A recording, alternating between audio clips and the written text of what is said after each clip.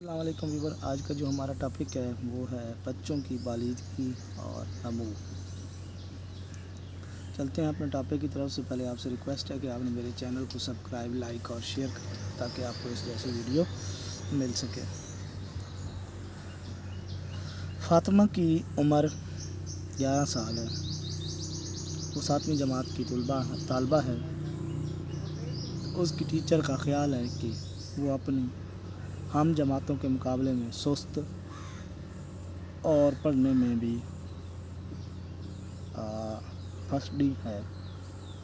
ویسے وہ دیکھنے میں بڑی ہونہار لگتی ہے، کپڑے بڑے ڈھنگ سے پہنتی ہے، سلیقہ مند بھی ہے، بڑے رکھ رکھاؤ سے رہتی ہے۔ ٹیچر نے یہ معلوم کرنے کی کوشش کی کہ آخر بات کیا ہے جو لڑکی بظاہر اتنی اچھی ہے اور پڑھائی میں اس قدر پیچھے کیوں ہے۔ معلوم ہوا کہ وہ اپنے ماں باپ کی اکلوتی بیٹی ہے، والدین خاصے مالدار ہیں، گھر میں اس کی ہر بات کا خیال رکھا جاتا ہے۔ اس بڑے ہوئے لاڈ کا نتیجہ یہ ہے کہ فاطمہ پڑھائی میں خاص توجہ نہیں دیتی۔ اگر فاطمہ کی طرح جماعت کے دوسرے بچوں کا مطالعہ کیا جائے تو معلوم ہوگا کہ ہر بچہ دوسرے سے مختلف ہے۔ دیکھنے میں تو ایک جماعت ہے اور تمام بچے ایک جیسے معلوم ہوتے ہیں، لیکن ان کا بغور مطالعہ کیا جائے تو یہ انکشاف ہوگا کہ ہر بچہ دوسرے بچے سے بالکل الگ ہے۔ اس کے پڑھنے کا طریقہ الگ ہے، اس کے کام کرنے کا ڈھنگ مختلف ہے، سیکھنے کا طور جدا ہے۔ یہی نہیں بلکہ ان کی قدر و قامت، عظمت، شکل و صورت اور طور طریقے سب جدا ہیں۔ یہاں سوال پیدا ہوتا ہے کہ ایک طرف تو بچوں میں بہت سی باتیں مشترک ہوتی ہیں اور دوسری طرف ان میں بہت سے اختلافات ہوتے ہیں۔ آخر ایسا کیوں ہے؟ اس سوال کا جواب تلاش کرنے کے لیے ماہرین نفسیات نے بہت تحقیق کی اور پھر ایسے اصول وضع کیے جن کی مدد سے معلوم ہوا کہ بچہ اپنے نمو کے دوران کن کن مراحل سے گزرتا ہے اور کون سے مراحل سے عوامل بچے کی بلیغی اور برس انداز ہوتے ہیں۔ ہم نے یہاں پر الفاظ بلیغی اور نمو استعمال کیے ہیں۔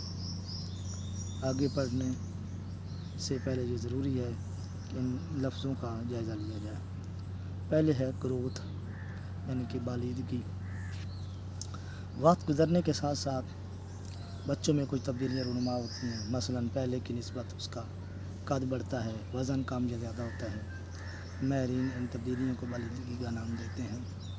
اس لیے ہم کہہ سکتے ہیں کہ بالغی سے مراد کسی بھی بچے کی جسمانی بڑھوت ہے جسے ہم ناپ تول سکتے ہیں۔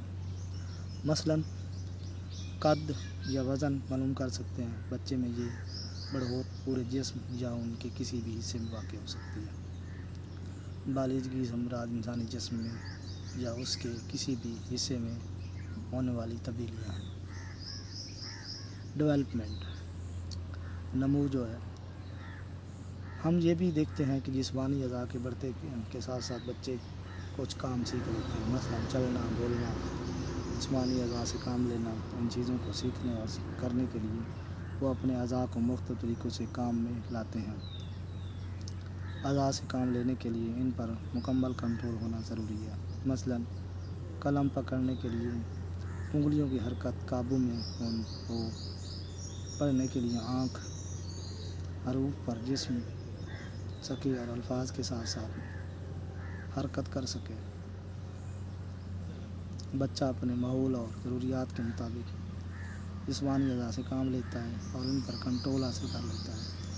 اس لیے ہم کہہ سکتے ہیں کہ ساخت یا بناوٹ کی تبدیلیوں کی بنا پر جسم کے فعال اور وظائف میں جو تبدیلی رونما ہوتی ہے اسے نمو یعنی کہ ڈیولپمنٹ کہتے ہیں۔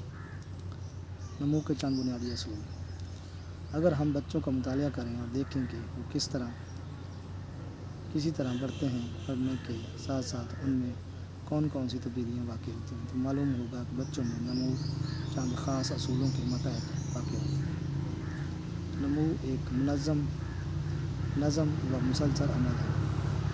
ماہرین صرف اپنی سہولت اور مطالعہ کی خاطر نمو کو مختلف مراحل میں تقسیم کر لیتے ہیں۔ ورنہ ایک منظم اور مسلسل عمل مثلاً بچپن کا زمانہ، لڑکپن کا، بلوغت کا دور وغیرہ اصل میں نمو کا عمل زندگی کے ساتھ ساتھ شروع ہو کر آخری لمحوں تک جاری رہتا ہے۔ آج تک اتنے لیکچر بھی ملتے ہیں۔